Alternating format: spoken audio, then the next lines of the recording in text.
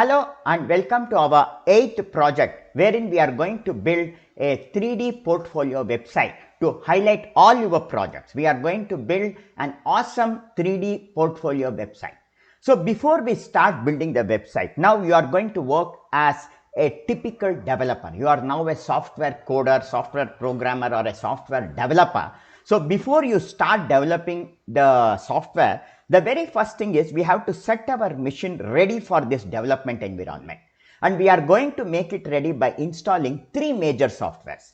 One is the Visual Studio Code, another is Node.js, and the third is the Git. So without wasting any time, let us start with the installations now. Now here, open your browser. Say for example, I open Google Chrome, and in Google Chrome, actually what I am now going to do is just come to the search window here and type Visual Studio Code, and the very first link you see is the Visual Studio Code link, and you have download for Windows. If you have Mac machine, it will show download for Mac. Just click on this and it is going to download the installer. So once the installer, say it is getting downloaded, and once this installer is downloaded, now open the browser here, coming over here, the Explorer, and just double click on this. So when you double click on this, the installer will start, and here first click on I accept the agreement, click next. This is the path where it will be installed. C user Satvik app data local program Microsoft VS Code. So make a note of this path, click next, Visual Studio Code, then you enable all the tick marks here. The most important path is this add to path. Okay, then click next and then click install. So now Visual Studio Code is getting installed on your machine.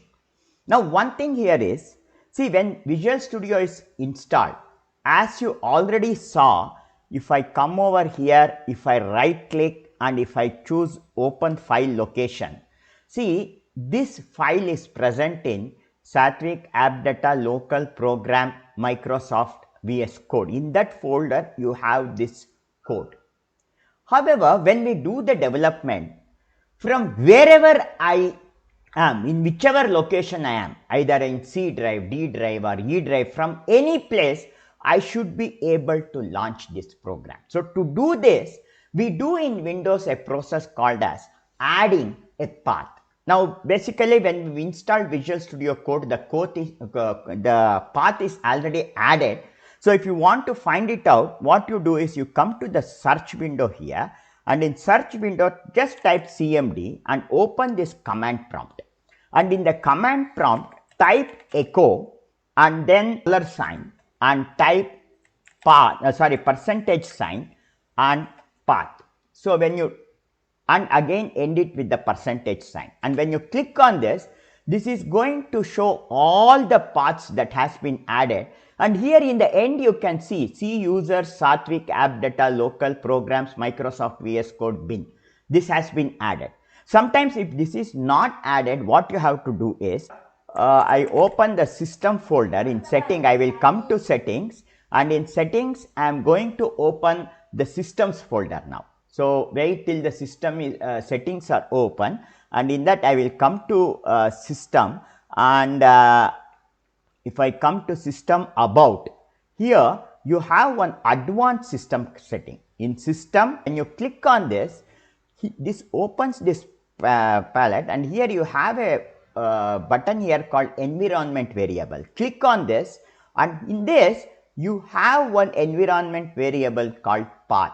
Select this and click edit, and you can see here this path has already been added here.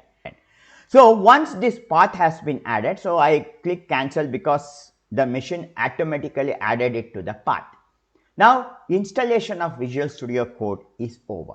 So once Visual Studio Code is installed, what I will do is I will come over here, and if I just double click on this Visual Studio Code, or in the installer, if I click launch Visual Studio Code and if I click finish, you can now see the Visual Studio Code is open with the welcome screen. So this is opening, this is ready. So let us leave it as it is as of now, and I will close this. Now the second software that we are supposed to install is Git. So for this, again I am going to open my browser, and in the browser I am going to type Git and press enter. So if you just type Git, the very first link that comes is git.scm.com. So click on this link, and then the latest version now is 2.4.460. okay, this version will keep changing. Now I will click on download for Windows. So once it is downloaded, so it comes to the download page. I am going to use 64 Git for Windows setup. I will click on this. So this file will be now downloaded. So this file, once it is downloaded, open this file, and as usual double click on this, and here click next, see programs, files, Git, and you see that in these options again the path is added. Open all this thing, okay, add a Git bash profile to Windows terminal. I will enable it. So check daily for Git Windows update, let us off it, that is not required. And you need an icon on the desktop. If you enable it, it will put a shortcut here. So only thing is here, leaving others as it is now, I will click next, and the start menu will be Git. I am going to select this, and here you have use VLM as the default Git editor. So I am not going to use Vim, I am going to use Visual Studio Code. I will set Visual Studio Code as the default Git editor. Click next, and then it is asking me whether you want to, I will talk about this repositories and branches later. So as of now, let us select this, override the default branch name for new repositories and keep it main. Okay, then click next, and Git from command line and also from third party software. So enable this option, click next. So use bundled OpenSSH, use the same feature, click next. Use the OpenSSL library, click next, and this also you leave it as it is, this also you leave it as it is. Fast forward or merge, this also you leave it as it is. Git credential manager, this also you leave it. Enable file system caching, so enable sudo support to this, let us switch it off, we are not going to enable it, and click next, and now Git will be installed on your machine. So see that Git is installed. Git, this is a command line software. What we are now installing is a command line software, and once this is installed, you can see a shortcut has been created here. So view release note, I will off it, and I will close finish, and if I double click on Git bash, this is going to open as a command line. So we are going to use it later. And second thing is, even in this case, the Git command, I want it to be available all over in all paths. So for this, again just like last time, you come to the system settings, that is you come to settings, and in settings system come to about, and in about come to advanced system setting, and in that come to environment variable, come to path and click on edit, and see here the Git path has not been added. Okay, so it has not been added. So what I can now do is I will click new, and I am going to click browse, and I am going to browse to the path where Git bash has been installed. In this list, come to PC, see program files, and in it come to Git. In program files you have Git. In bin, open this bin, select this and click OK, and I have added this path manually. Click OK and again OK. So the Git installation is now over, and we have configured the path also. Now similarly, now the third software that we have to now install, and the last one that is required for our development and environment is Node.